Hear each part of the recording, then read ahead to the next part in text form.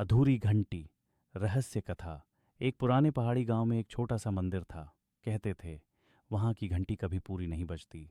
कोई भी खींचे तो भी बस आधी आवाज, टन। बाकी न ध्वनि कहीं गायब हो जाती थी। लोगों का मानना था कि सालों पहले एक पुजारी की मृत्यु उसी घंटी के नीचे हुई थी और उसके बाद से घंटी की आवाज अधूरी हो गई। एक रात शहर से आया युवक विवेक ये रहस्य जानने गया। वह मंदिर पहुंचा। ठंडी हवा, टूटी सीढ़ियां और अंधेरे में झूलती घंटी। विवेक ने रस्सी पकड़ी और जोर से खींचा। घंटी ने वहीं आधी आवाज दी, टन।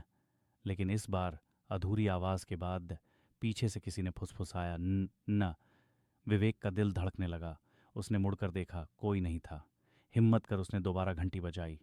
फिर वही टन और पीछे से वही धीमी ठंडी फुसफुसाहट।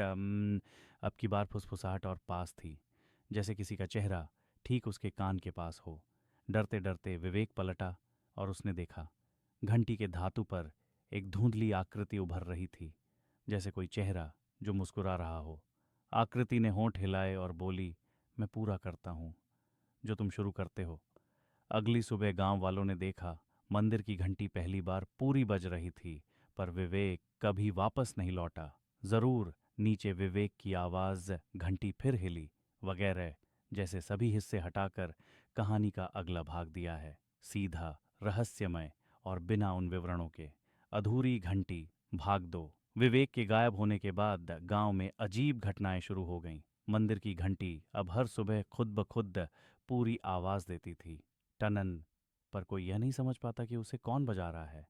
गांव के बुजुर्गों ने नोटिस किया कि घंटी की धातु पर धीरे धीरे एक नया चेहरा उभर रहा था। पहले धुंधला, फिर दिन ब दिन साफ होने लगा।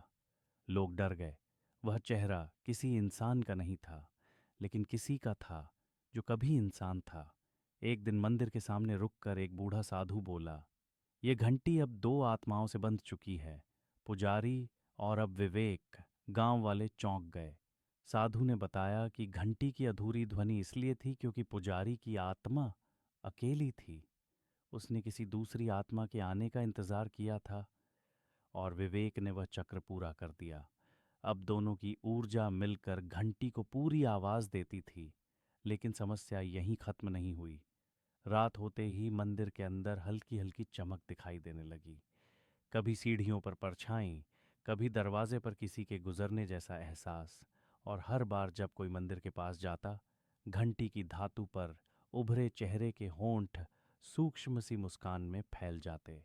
गांव वालों ने मंदिर को बंद करने की कोशिश की, लेकिन अगली सुबह दरवाज़ा खुला मिला और घंटी, टन, जैसे कोई कह रहा हो, एक बार और, किसी और को बुलाओ। गांव वालों को अब ये डर सताने लगा कि घंटी किसी तीसरे की तलाश में है, किसी ऐसे की जो मंदिर के पास जाने की गलती कर दे। तीसरा चुना हुआ। विवेक के गायब होने के बाद गांव वालों ने मंदिर के पास जाना लगभग बंद कर दिया। लेकिन एक दिन शहर से आई डॉक्यूमेंट्री टीम को इस मंदिर की कहानी पता चली। उन्हें लगा ये तो शानदार शूट होगा। टीम में एक लड़का था, आरव।